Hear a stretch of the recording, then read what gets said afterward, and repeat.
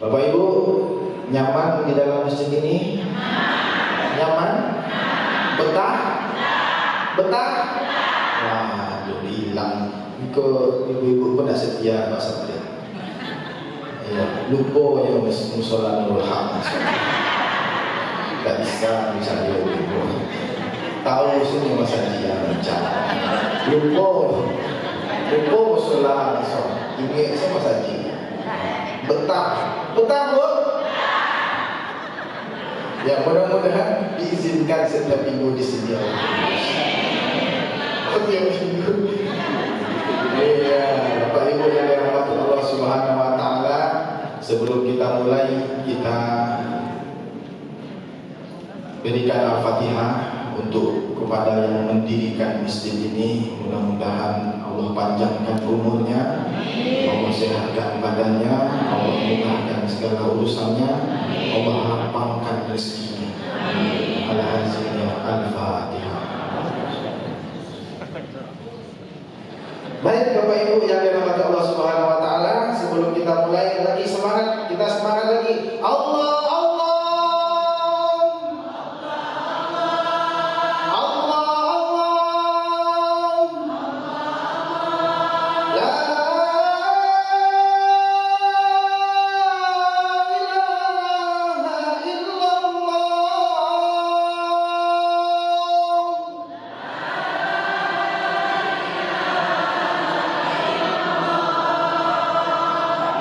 mantap nih. Nah, kali ini mungkin cek lah sudah waktu orang gitu.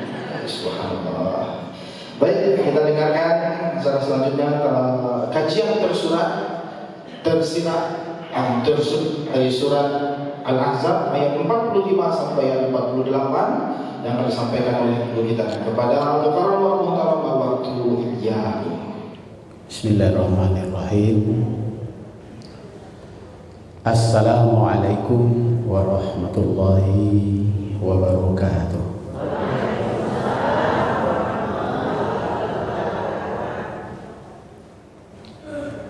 Allahumma ya mufatihal abwab wa ya musabbibal asbab wa ya mukallibal qulubi wal absar wa ya dalilal mutahayyirin wa ya gisasal mustaghisi agisna tawakkalna ilaik ya hayyu ya qayyum ya dzal jalali wal ikram ya fattah ya wahhab ya basit wa sallallahu ala khairi khalqihi Muhammadin wa ala alihi wa sahbihi wa barik wa sallim. Al-Fatihah.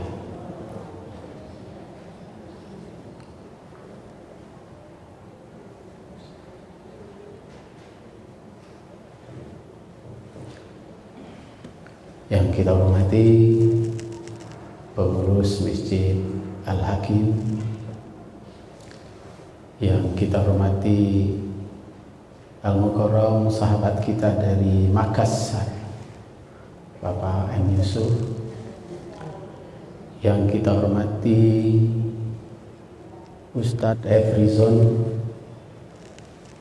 Tuanku Marajo SPDI,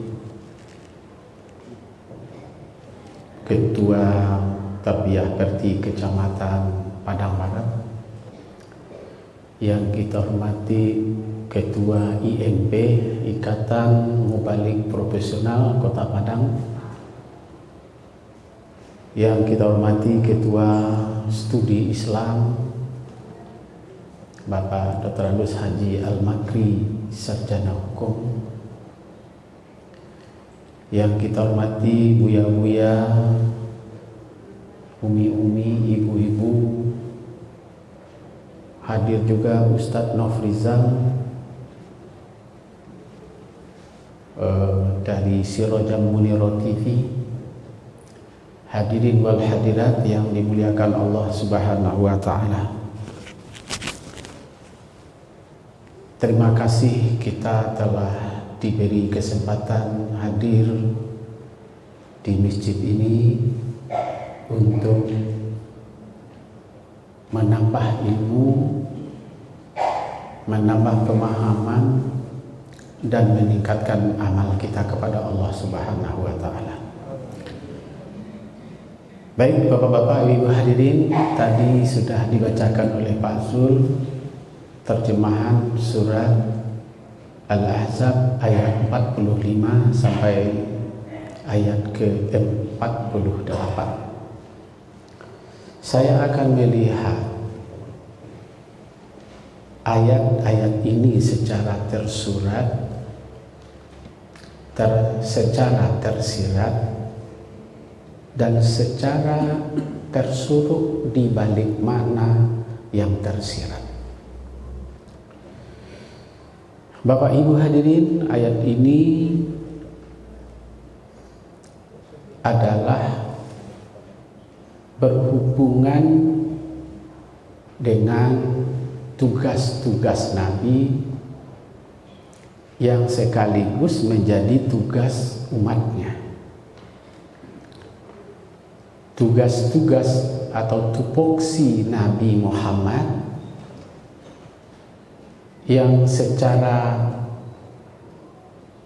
kita sebagai pengikutnya juga menjadi tugas dan kewajiban kita. Jika kita cinta, jika kita membanggakan Nabi Muhammad itu adalah Nabi kita, Rasul kita. Ya ayyuhan nabiyyu inna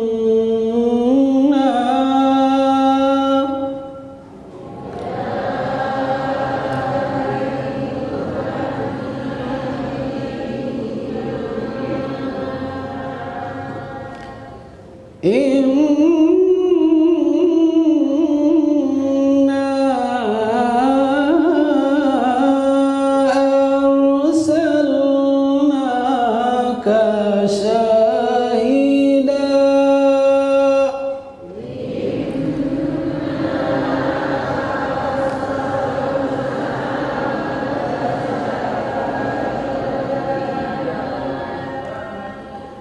wa mubassiran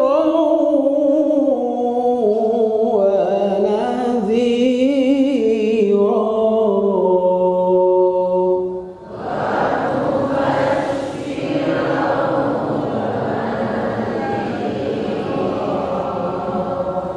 Wahai Nabi,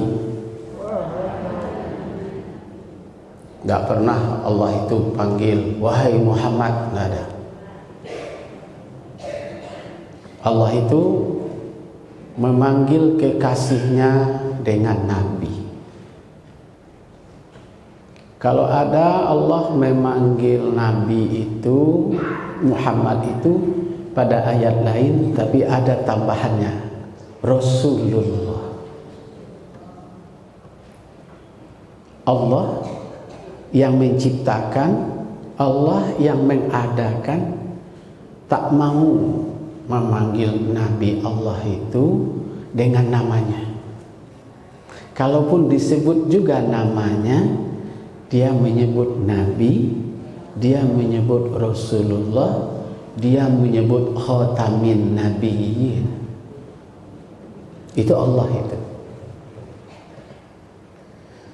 Maka dalam studi-studi saya, misalnya di Mesir misalnya, di Timur Tengah misalnya, di Maroko misalnya, karena itu pusat-pusat pengembangan Islam yang luar biasa, maka penghormatan para ulama, penghormatan para ilmuwan Islam sampai hari ini tak berani menyebut Muhammad itu secara langsung. Apa yang membuat dia tidak berani menyebut Muhammad itu secara langsung? Karena etika, karena adab,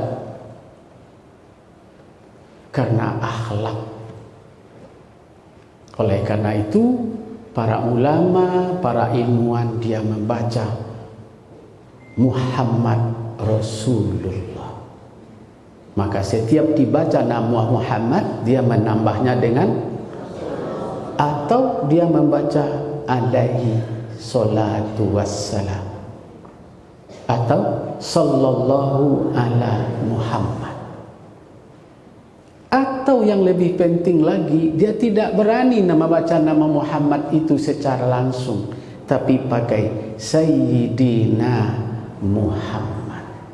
Kalaupun hadis Bukhari, Muslim, Abu Daud, ketika Jibril menyuruh agar dia berselawat, Jibril membaca Allahumma salli ala Sayyidina Muhammad.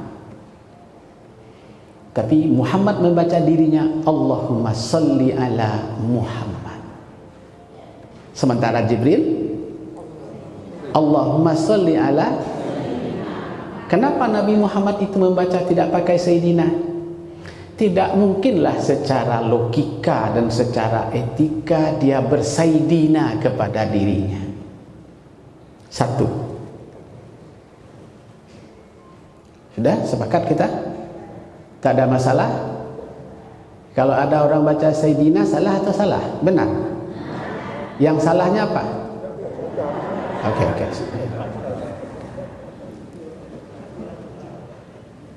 Karena coba ibu dengar khutbahnya ulama Mesir, ulamanya di Timur Tengah, ulamanya di Maroko. Maroko itu 100% mazhab Maliki.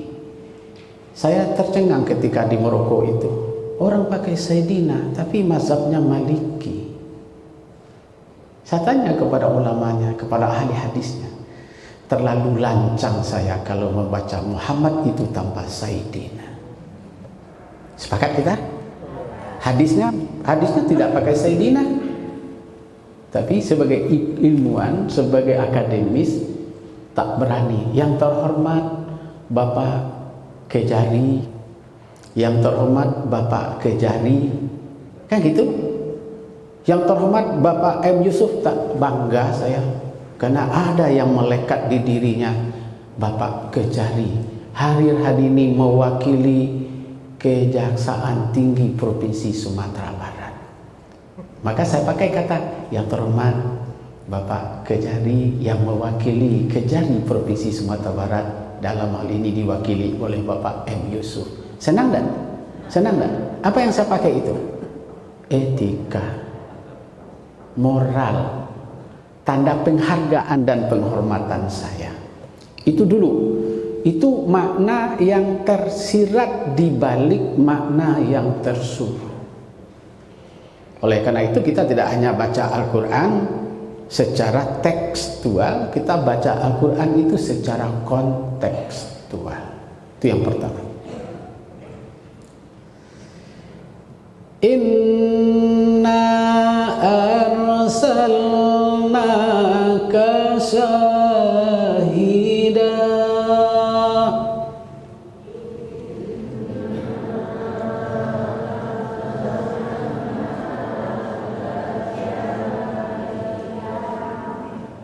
Ibu, Nabi itu dalam hadis 2 kali menjadi saksi untuk diri kita masing-masing.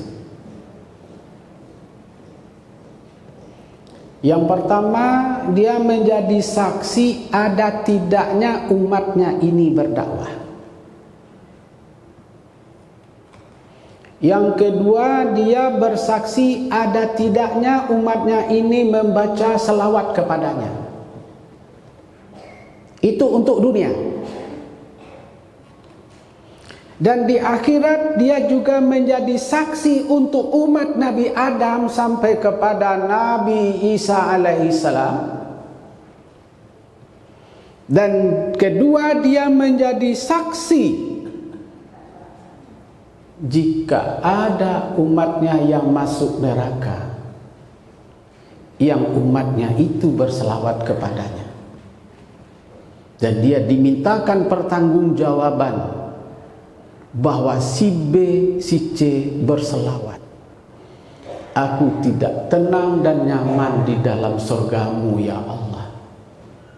Karena ada umatku yang di belakangku dia membaca namaku dan dia berselawat kepadaku. Karena dia adalah Habibullah, dia kekasih Allah, dia adalah kesayangan Allah. Allah ingin menyamankan dan mengamankan ketenangan Nabi di surga, maka orang yang berselawat kepada Nabi itu dipanggil dan dihadapkan kepada Nabi. Nabi mengatakan, wahai ya Allah, si A, si fulan ini dia berselawat kepadaku, dia menyebut namaku, sekarang dia berada di nerakamu. Allah tanpa menjawab langsung perintah kepada malaikat, wahai malaikat, jemput itu umat itu, jemput dia ke neraka itu, masukkan ke dalam surga. Kalaupun surganya tidak setingkat dengan Nabi Muhammad sallallahu alaihi wasallam, itu satu. Itu yang dimaksud oleh para mufassir kata syahid. Jangan Bapak pahami kata syahid itu ketika kita telah membunuh orang lain, seperti yang saya ceritakan kepada Bapak Ibu semua. Teman saya pergi ke Syria 5 tahun. Di manalah teman saya ini? Saya tanya dia, di mana kalian sekarang? Di Syria, Sal. Lalu gimana? Alhamdulillah, udah syahid, Sal Madanis. Hah? Kenapa udah kamu syahid? Dia meletuskan bom di atas mobil, belum sampai ke tujuan bomnya meletus. Lalu gimana? Ya alhamdulillah dia syahid. Bukan itu syahid yang dimaksudkan. Bukan itu syahid yang dimaksudkan dalam hadis ini, dalam ayat ini. Ibu-ibu, bapak-bapak jamaah yang saya hormati, kita lanjutkan ayat ini. Maka Nabi itu menjadi syahid. Syahid 2 di dunia, 2 di akhirat. Oke. Tadi ibu berselawat? Berselawat? Ibu masing-masing diminta oleh malaikat untuk menyaksikan Bapak Al-Makri berselawat. Maka proses di pengadilan yang di situ ada kejarinya, kebetulan hadir juga kejari hari ini, meminta saksi. Berapa lamanya kita yang hadir ini bahwa kita tadi berselawat? Dipanggil Ustadz Efrizon, betul hadir dalam acara pertemuan di Masjid Hakim, hadir. Mohon menjadi saksi, mohon jadi saksi. Berapa lamanya prosesnya? Itu bukan 2-3 hari, bukan 2-3 tahun, tapi ratusan tahun, ribuan tahun. Oh, saya duduk tadi di kedai kopi, saya menyaksikan orang main domino, saya menyaksikan orang bergunjing. Oke, dipanggil pula jadi saksi. Pernah pada tanggal sekian duduk dengan orang main domino, dengan orang berjudi? Pernah naik ke atas mobil ini. Begitu ibu bapak naik ke atas mobil, itu mobilnya bagus, tapi dihidupkan AC-nya. AC-nya panas dan besi-besinya memerah dan menghijau. Si saksi bertanya, Tuhan, malaikat, kenapa saya ini begini? Kamu pernah tidak duduk dekat orang main judi? Pernah. Naik, diminta duduk di meja hijau di persidangan, ditanya oleh jaksa, mohon saksi, benarkah saudara duduk dekat orang berjudi? Benar. Si anu namanya, iya. Sudah, catat. Berapa orang yang hadir di sana? Ada 50 orang, 50 orang diminta untuk menjadi saksi. Beda dengan jaksa yang hanya satu masalah. Kalau di situ semua masalah, apapun yang kita lakukan itu diminta persaksiannya. Itu yang dimaksud dengan syahida. Bisa Ibu? Bisa Bapak-Bapak? Oleh karena itu, kenapa kita ngaji ini? Karena kita secara individu akan menjadi saksi juga. Kita pernah tidak menyaksikan orang berselawat? Nah, ditanya. Kita senang tidak berselawat? Ibu, Bapak, hadirin yang saya hormati. Wa mubassiran wa nadhira. Tugas Nabi yang kedua itu basyira. Apa itu basyira? Memberi informasi yang menyenangkan, memberi informasi yang membahagiakan. Apa contohnya? Siapa yang membaca subhanallah dengan ikhlas, maka pahalanya ditimbang langit dan bumi jauh lebih berat pahala membaca subhanallah dengan berat bumi dengan segala isinya. Ibu senang mendengar informasi itu? Senang? Siapa yang melakukan membaca surat ayat kursi, yang bersangkutan langsung masuk surga tanpa dihisap, hanya yang menutupi dan menghambatnya adalah kematian. Ibu yakin dengan hadis itu?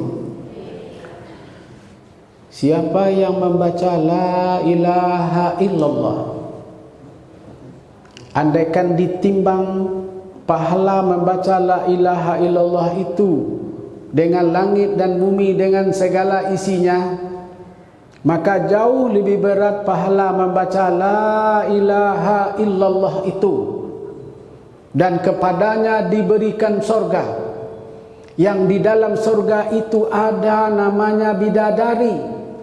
Yang bidadari itu bila dikilau-kilaukannya gelangnya, ibu lihat saya, bila dikilau-kilaukannya gelangnya bidadari itu, kilaunya itu menutup cahaya matahari. Ibu tahu, matahari itu luasnya, besarnya 1 juta kali besar bumi. Kira-kira seperti apa cantiknya bidadari itu? Hah? Gelangnya saja dikilau-kilaukannya itu tertutup cahaya mata. Kira-kira cantik tak bidadarinya? Wa azwajum minallah, wa azwajum ridwanum minallah, itu adalah keredaan Allah kepada orang yang ia yakin bahwa tidak ada Tuhan kecuali Dia. Ini Bu, wallahu basiru bil ibad. Allah melihat hamba-hambanya ini, ada tidaknya dia beribadah, ada tidaknya dia berzikir, ada tidaknya dia berselawat. Nah, lalu saya cerita dengan besan saya semalam di sana, di tempat tinggal saya. Kenapa Allah tidak berikan pahala membaca la ilaha illallah, pahala solat duha, pahala qiyamul lail, puasa Senin Kamis? Kenapa tidak diberi? Karena bumi tidak mampu menampung. Bumi tidak mampu menampung pahala yang Allah janjikan kepada kita. Karena sorga itu arduhas samawati wal ard. Sorga itu disediakan seluas langit dan bumi untuk satu orang, Pak M. Yusuf.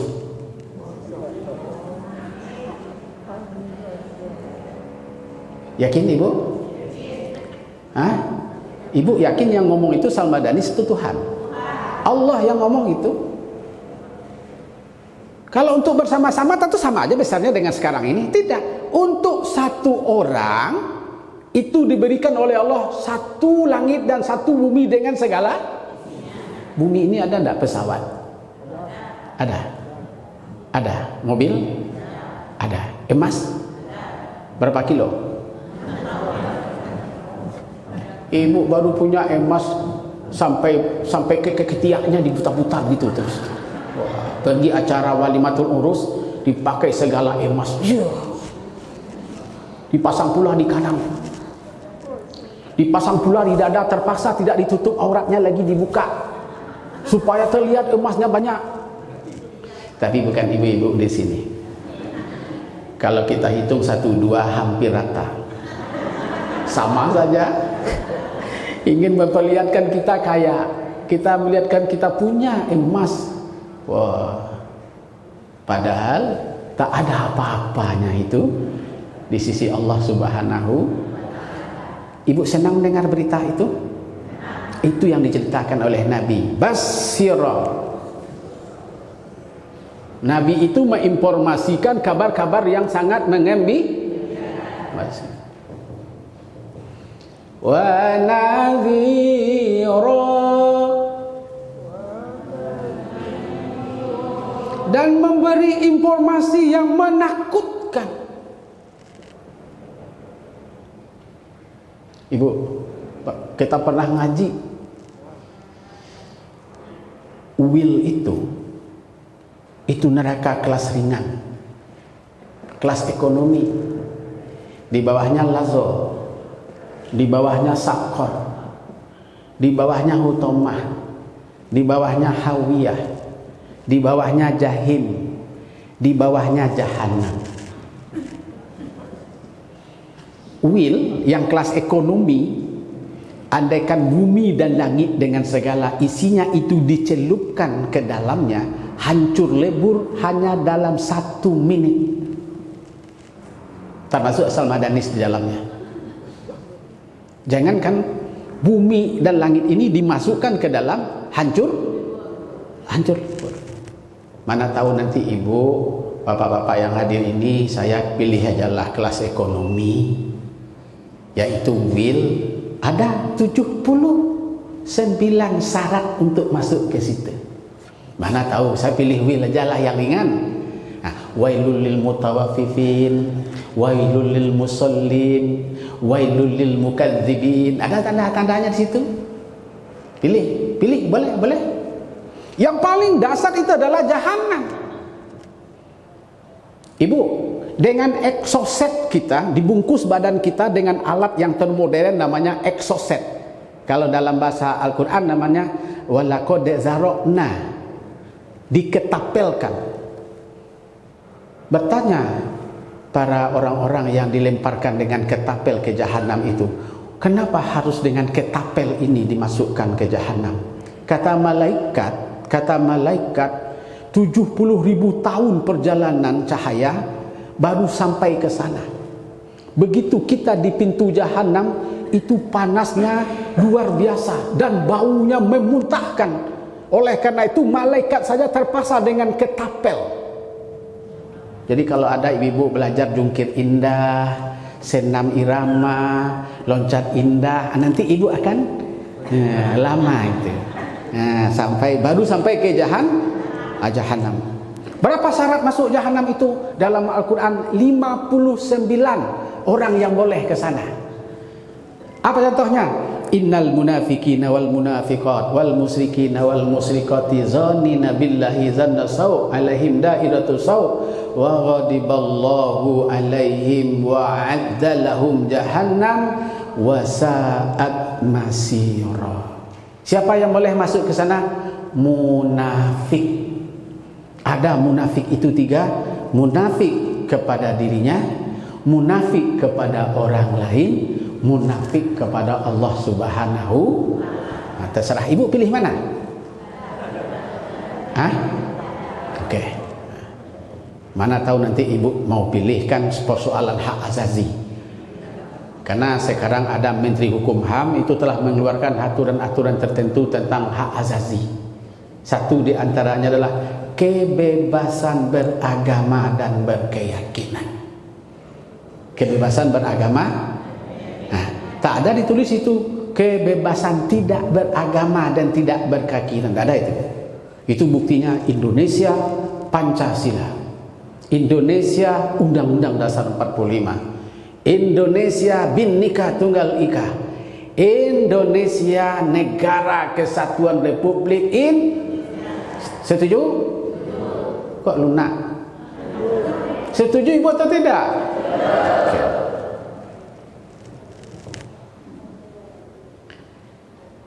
Wada'iyan ilallahi biiznihi wa sirajan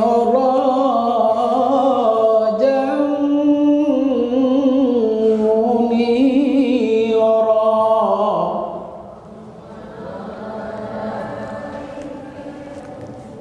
Dan menyeru manusia kepada Allah. Kata-kata da'a dalam Al-Quran berjumlah 103 kali. Yang berakar dari kata da'a yada'u nanti menjadi dakwatan. Yang kita terjemahkan ke dalam bahasa Indonesia berdakwah. Ibu, saya ingin katakan lagi lebih tegas. Pahala yang paling tinggi setelah syahadat adalah berdakwah. Kenapa? Boleh ibu bapak lihat dalam Al-Quran. Ini ada ketua IMP ini, Ikatan Mubalik Profesional. Ini ada pimpinan tarbiyah di sini. Ini ada ulama-ulama juga yang saya lihat. Tugas yang paling tinggi setelah syahadat dakwah.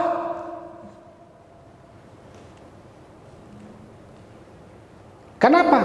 Tak ada saya temukan, saya dapatkan kalau orang yang berdakwah itu langsung diberi pahala wa ulaika humul muflihun.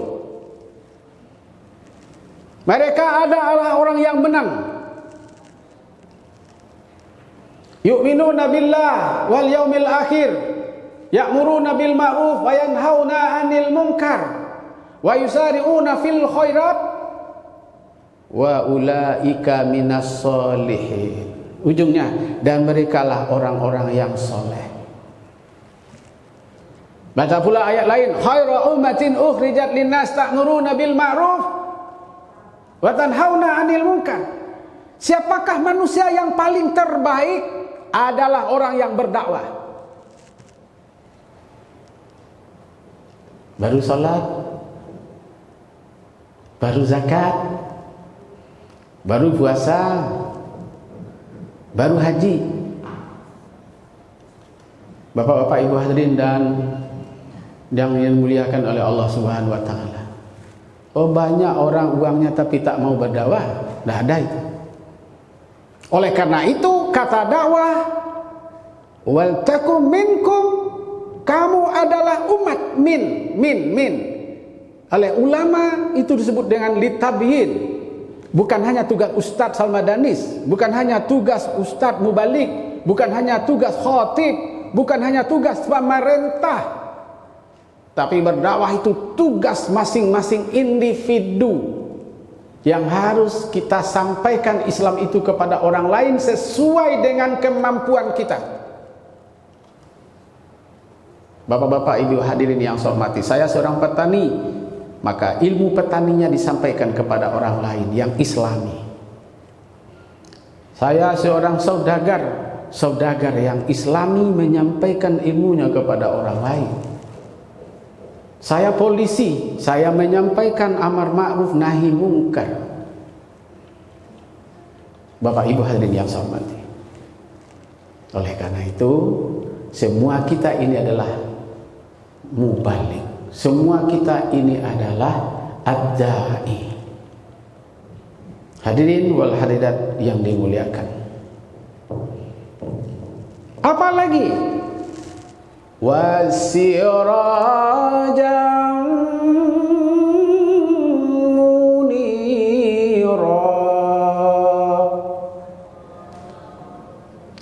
Acclaimant.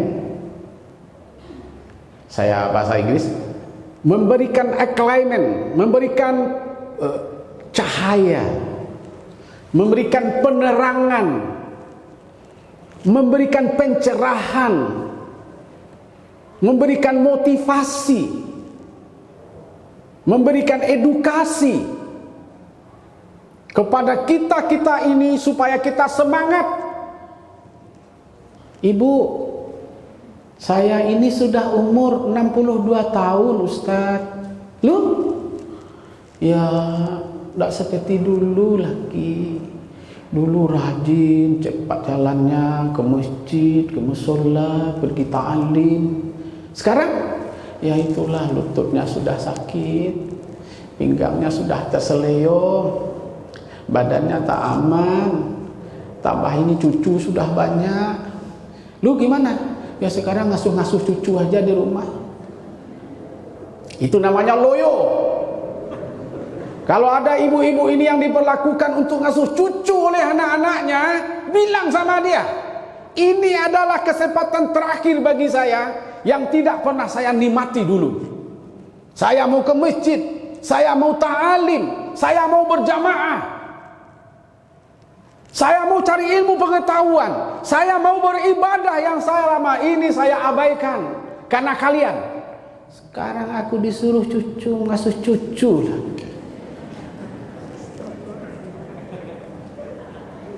Ibu-ibu ini, tapi bukan ibu-ibu ini, ibu-ibu ini saya lihat ini. Kemarin saya tanya itu, ibu kemana ibu? Wah itulah Ustaz, anak aku di Palembang. Ya, kemana ibu ke Palembang? Dia akan melahirkan. Lalu bagaimana urusan dengan melahirkan itu? Apa ibu yang melahirkan? Enggak, dia tidak bisa. Anak aku itu gak lemah sedikit Ustaz. Itu sudah 2 bulan aku di Palembang ini mengasuh cucu. Oh enggak, itu bagaimana sholatnya? Itulah Ustaz, tidak ada lagi ke masjid, tidak ada lagi ta'lim, tidak ada lagi zikir, tidak ada lagi sholat sunat, tidak ada lagi. Lalu gimana?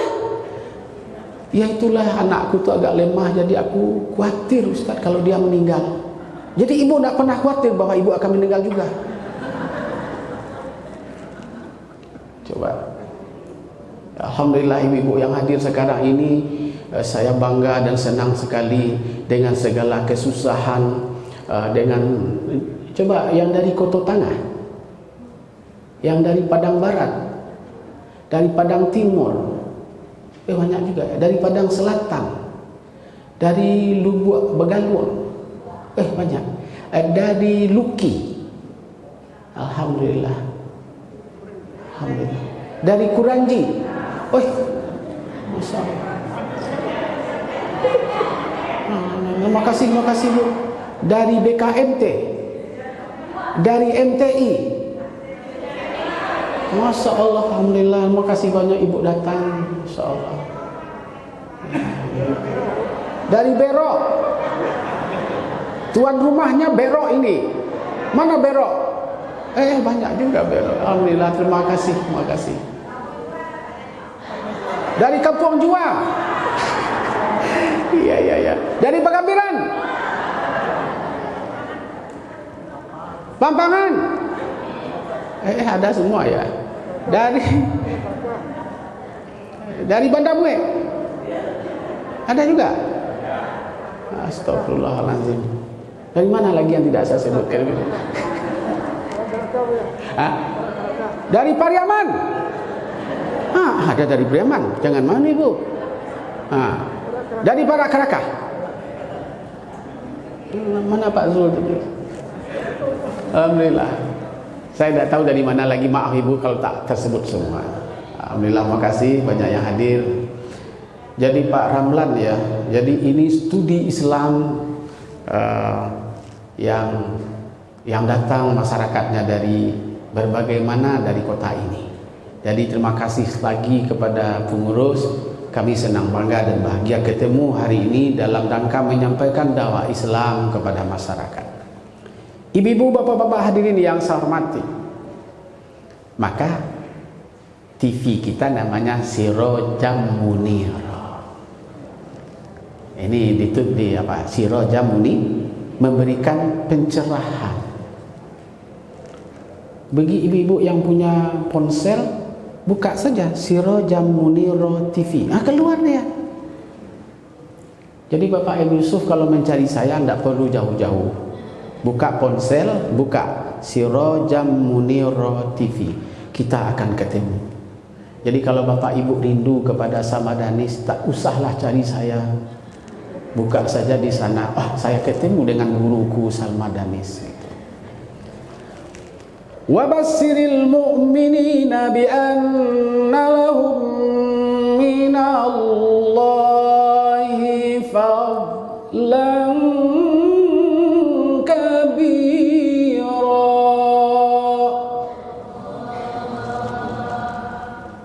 Tugas Nabi itu adalah mengembirakan, memberi informasi gembira terhadap orang-orang yang beriman yang datang dari Allah dengan kurnia yang sangat besar. Saya ingin jelaskan, apa karunia yang paling besar Allah berikan kepada kita? Yang pertama adalah hidayah menuntut ilmu. Yang kedua, hidayah mengamalkan ilmu. Dan yang ketiga, menikmati ilmu itu dengan beribadah. Itu hidayah. Tak semua orang dapat hidayah, ibu bapak. Oleh karena itu, kita yakin. Kalau ada orang yang susah, dia pulang mengaji ini, itu tak dapat hidayah. Kalau ada orang yang susah sudah sholat, tidak dapat hidayah. Kalau ada orang yang susah sudah mengaji, tidak dapat hidayah. Kalau ada orang yang susah sudah berzikir, tidak dapat hidayah. Oleh karena itu, ibu, yang kita cari apa? Hidayah. Itu makanya kita baca ihdinas siratal mustaqim.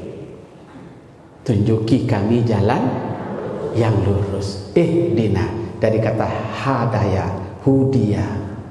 Berilah, tunjuki kami hidayah kepada jalan yang lurus. Apa itu hidayah? Apa bedanya dengan petunjuk? Hidayah adalah pemberian Allah ke dalam jiwa yang bertajalli, yang menampakkan ketaatan dan kesolehannya. Itu hidayah. Ada orang yang berilmu tapi tak tampak solehnya, tak dapat hidayah. Ada orang yang profesor doktor tapi tak pernah sholat Jumat berjamaah, tidak dapat hidayah. Ada seorang ilmuwan ustadz yang dalam ilmunya tapi tak pernah berjamaah, tak dapat hidayah. Ada seorang petani miskin tapi tak pernah meninggalkan sholat terkecuali tetap berjamaah, dapat hidayah. Nah, beda. Yang ibu cari ilmunya atau hidayahnya? Oke. Maka Allah memberi informasi gembira terhadap orang yang beriman dengan hidayah yang amat besar.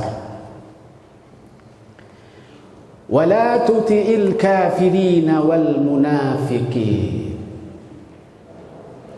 Dan janganlah kamu mengikuti orang kafir dan orang-orang munafik. Kenapa Allah tidak pakai wala tattabi'u, tapi wala tuti'u? Apa bedanya? Artinya sama. Kata ittabi' mengikut. Kata-kata tuti' mengikut. Ibu, bapak yang dimuliakan. Kalau ittabi' itu kullu.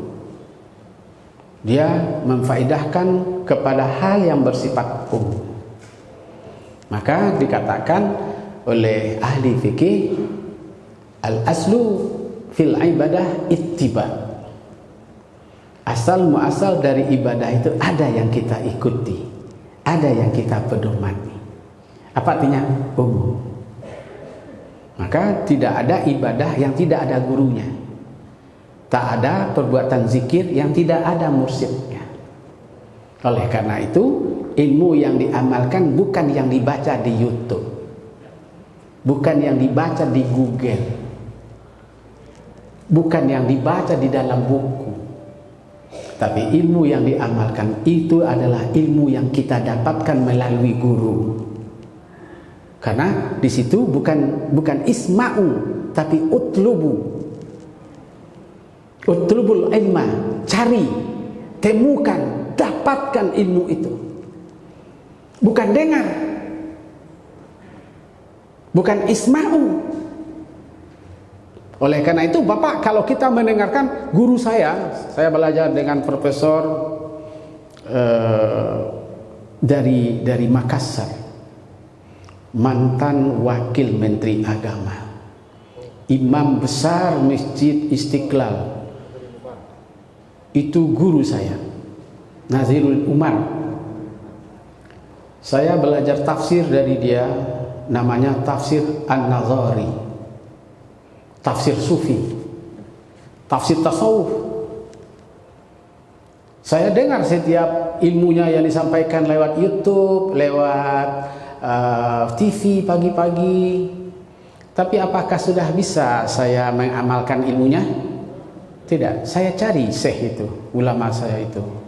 Prof, saya datang hari ini ke sini dari Sumatera Barat, Padang. Izinkan saya mengamalkan ilmu yang Prof sampaikan kepada saya melalui TV dan untuk saya amalkan. Saya berijabah dengan dia. Apa bilang? Nangis dia. Kamu terus mengikuti pengajian saya. Saya senang dengan kajian-kajian sufi Prof. Ada yang sangat menarik bagi saya, izinkan saya mengamalkannya. Dia salam dengan saya, dia bilang sama saya, aku relakan wahai Salmadanis untuk mengamalkan ilmuku. Baru saya dapat ijazah dari dia, baru saya dapat restu. Tapi ketika ibu baca Google, ibu telah apa yang bertambah ilmunya. Tapi bolehkah mengamalkannya? Belum tentu bisa diamalkan, karena belum tentu benar atau tidak benarnya. Baik, ibu-ibu jemaah yang saya hormati. Wala tuti'il kafirina wal munafikin. Jangan kamu ikuti kata-kata tuti'u dengan kata ato'a. Kamu tidak boleh mentaatinya. Sekarang ada pemimpin kafir, ada? Ada pemimpin kita munafik? Ibu ikut dia atau tidak? Salah. Dia memakai tuti', bukan tattabi'. Sekalipun dia kafir, tapi membawa kepada maslahah mursalah, membawa kebaikan, ikuti. Tapi kita ikutikah keyakinan dan agamanya? Tidak, itu bedanya. Maka Allah memakai wala tuti'il kafirin wal munafikin. Ya, yakin ibu atau tidak? Bagaimana kalau umpamanya Pak Gubernurnya Kristen? Ibu ikuti atau tidak? Hah? Ibu ikuti atau tidak? Sepanjang, ada kata-kata, sepanjang perbuatannya untuk kepentingan orang banyak dan kemaslahatan umum, terkait dengan masalah keagamaan dan keyakinan ada bedanya. Ini yang dimaksud. Sejahat apapun misalnya seseorang, dia munafik, tapi dia pernah menyampaikan kebaikan, ikuti kebaikannya. Jangan diikuti yang tidak baiknya. Jangan kita generalistik. Wah, ini pemimpinnya, ini kafir, ini semua yang dikatakannya salah. Tidak. Bisa paham itu. Ayat berikutnya,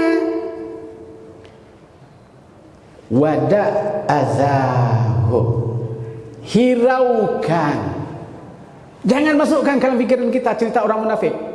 Jangan masukkan cerita orang-orang kafir, yang kalau kita tidak tahu ujung pangkalnya, kita tak boleh ngomong. Ibu tahu masalah Rizik? Tahu ibu atau tidak? Yang sebenarnya ibu tahu atau tidak? Ada enggak di media sosial? Komentar ibu apa?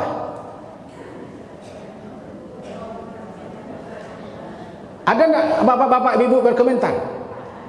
Saya yakin ada yang berkomentar. Ada dengan sumpah serapah, kurang hajar ini orang yang menembak ini, tidak punya adat dan tidak punya pri kemanusiaan. Betul? Betul? Ada hak ibu untuk ngomong itu? Berapa hebatnya ayat ini? Kalau tidak hak kita, urusan kita yang telah diatur oleh Allah bahwa kita tidak boleh bergunjing, kita tidak boleh bikin hoax, karena secara profesional sudah ada orangnya, ya. Secara aturan sudah ada orang yang menyelidikinya, orang yang mempelajarinya, orang yang mendalaminya, orang yang menelitinya. Kita masuk tidak dalam kelompok itu? Kenapa kita ikut?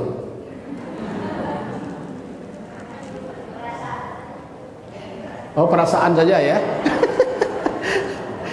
Nah, begitu agama, nah, begitu Islam mengajarkan kita. Kalau tidak hak kita, prerogatif kita wada azahum, kamu hiraukan itu. Jangan menambah bahaya, jangan menambah pikiran, jangan membebani dirimu. Apa untuk ruginya? Bukankah dosa yang besar juga termasuk bergunjing itu? Dosa atau tidak? Apa kata Al-Quran? Ya ayyuhallazina amanu jatanibu katsiran minaz-zon inna ba'da-zon ismun wala tajassasu wala yattabadukum ba'da. Wahai orang yang beriman, janganlah kamu buruk sangka, karena buruk sangka itu dosa. Janganlah kamu bergunjing, janganlah kamu mencari kesalahan orang lain. Boleh kamu bergunjing dalam kapasitas kamu. Siapa? Jaksa, polisi, badan intelijen internasional dan nasional, para akademis yang ditunjuk untuk itu. Termasuk ibu bapak-bapak dalam itu? Diam.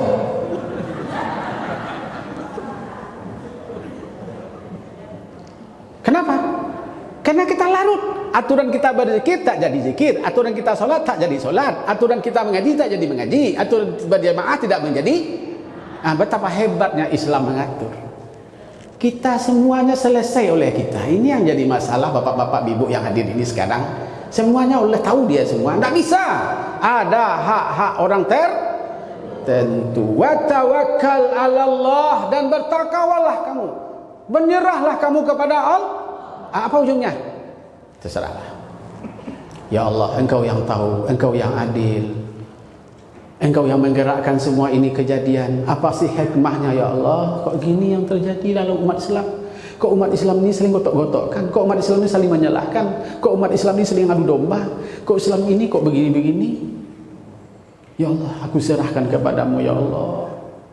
Aku berdoa jangan terjadi pada keluargaku ya Allah, jangan terjadi kepada anakku ya Allah, jangan terjadi kepada adikku ya Allah, jangan terjadi kepada bangsaku ya Allah, jangan terjadi di warga Sumatera Barat ini ya Allah. Itu kita berdoa namanya. Kita berharap kepada Allah agar ini tidak terjadi. Wa kafa billahi wakila, dan cukup Allah menjadi pelindung kamu. Itu Bapak. Jangan kita terlalu pesimis, tapi kita optimis. Allah, semua yang diciptakan Allah tak ada yang tidak berarti. Ada pelajaran di situ, ada ilmu di situ, ada hikmah di situ. Maka kita jangan jadi provokator. Kita jangan jadi orang yang bukan ilmu kita ngomong. Karena ini yang membuat negara ini hari ini yang berbahaya. Ini yang membuat negara ini kacau.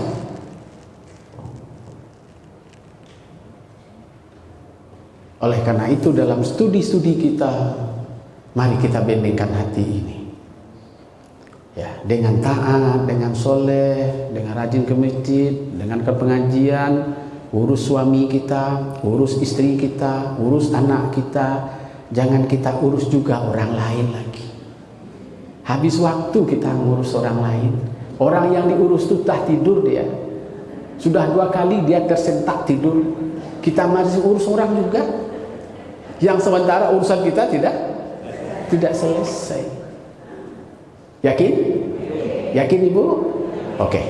Oleh karena itu, himbauan saya dalam studi kajian kita pagi ini, mari kita ramaikan masjid, mari kita ramaikan musola, mari kita taat kepada Allah, taat kepada Rasulullah, tentu terakhir jaga kesehatan. Baik, terima kasih Ibu, semoga bermanfaat.